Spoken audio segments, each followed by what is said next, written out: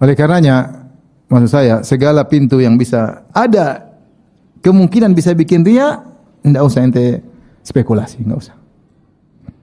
Enggak usah. Karena kalau begitu kita tidak ikhlas, buyar semuanya, buyar semuanya. Rasulullah sudah kasih contoh, 3 orang pertama kali diadab, salah satunya ustaz. Apakah kita tidak takut? Harusnya kita takut. Mujahid, Ustaz dermawan. Maka jangan pernah spekulasi dalam masalah keikhlasan. Hati-hati, jangan sampai kita punya pikiran kita mau jadi pusat perhatian masyarakat. Liyasrifan wujuhan nasi ilaih. Buat orang-orang perhatian sama kita. Tidak usah segala kegiatan kita publish ya.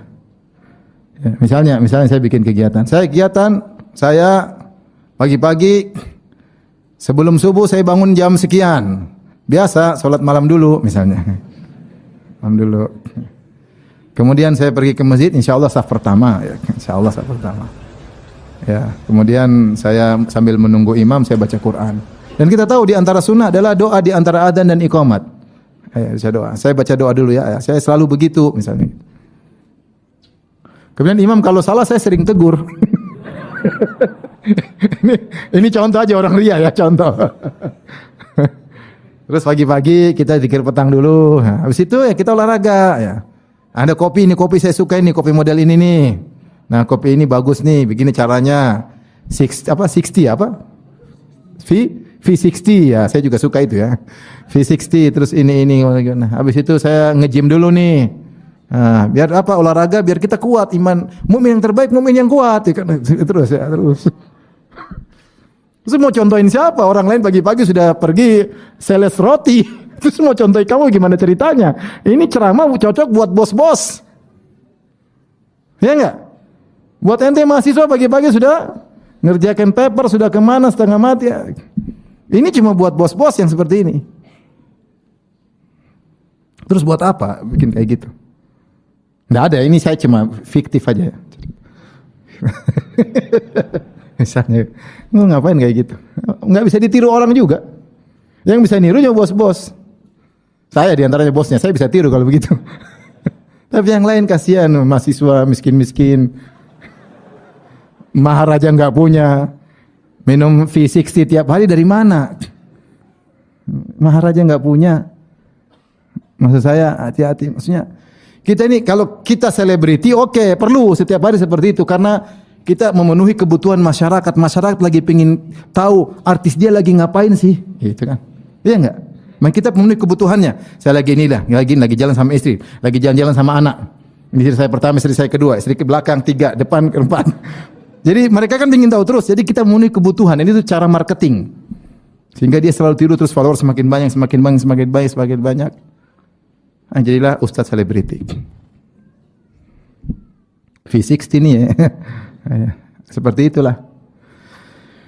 Jadi ini penghalang besar sehingga otak kita berpikir selalu bagaimana saya jadi pusat perhatian. Liyasrifa wujuhan nasi ilai. Datang setan akan supaya kau terkenal, supaya mudah orang ikuti sunnah. Datang setan selalu begitu. Biar terkenal orang supaya ikut sunnah.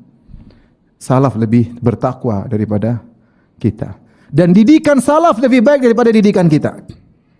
Apa yang kau harapkan dengan audiens yang didikannya caranya seperti kita seperti itu? Apa yang mau diharapkan?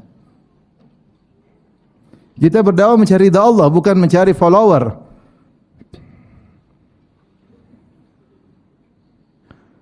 Oleh karenanya hati-hati. Pokoknya niat harus diperbaiki. Para salaf dulu takut niatnya goyang ya. Salaf niat takut.